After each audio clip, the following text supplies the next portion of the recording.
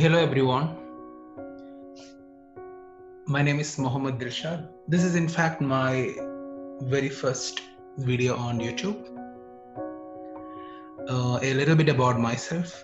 I'm an ardent chess lover, the National Master of USA.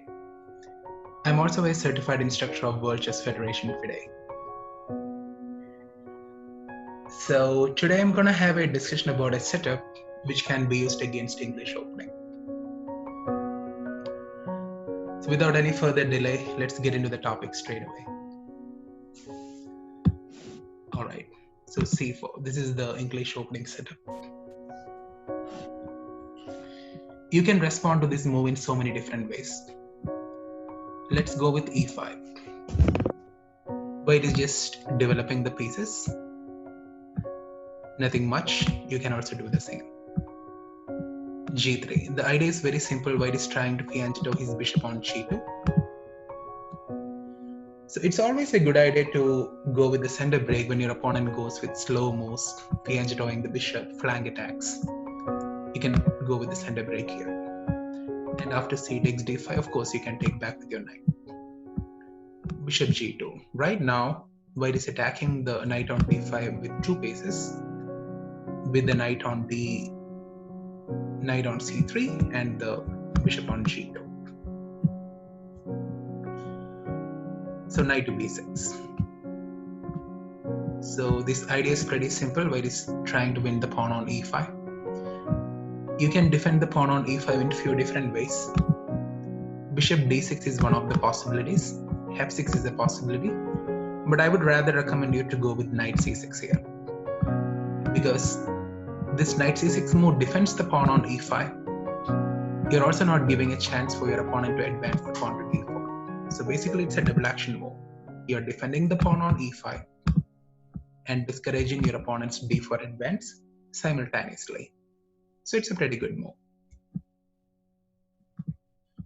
So after knight c6, white is just making the king safe. You don't have to wait. You can do cast bishop to e7 right now, preparing castling.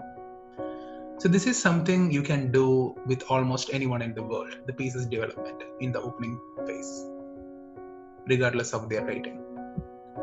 And after d3, castling. So white is coming up with some plans. White is preparing pawn to b4, bishop to e6. Right now you have a centralized bishop. This bishop can work on both flanks at the same time.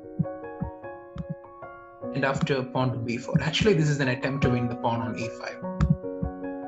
But white is going to advance the pawn to b5. And after you move your knight somewhere, white is going to take the pawn on e5.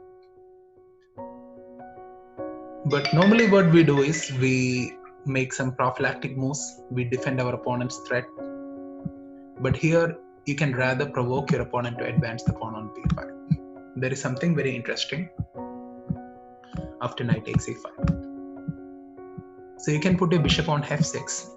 Right now, white's three pieces are on the same diagonal where the black's dark square bishop is.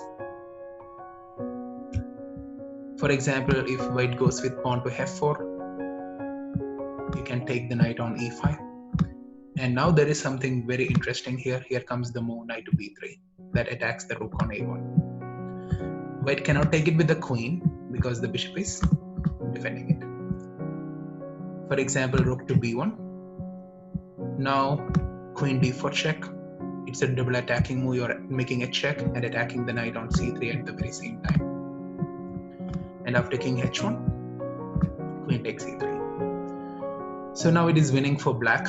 You have an extra minor piece. And it's pretty much reasonable for white here. And it's always a good idea to trade the pieces when you have extra material advantages.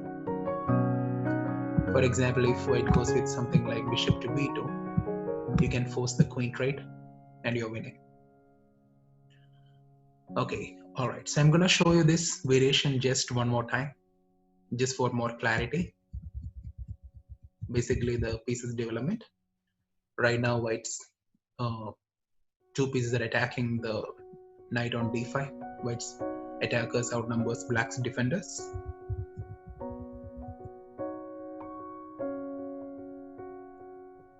And over here you can make a check So you will understand it better if you do the same on the board. All right, so I guess that's good for today. See you on the next session. Bye.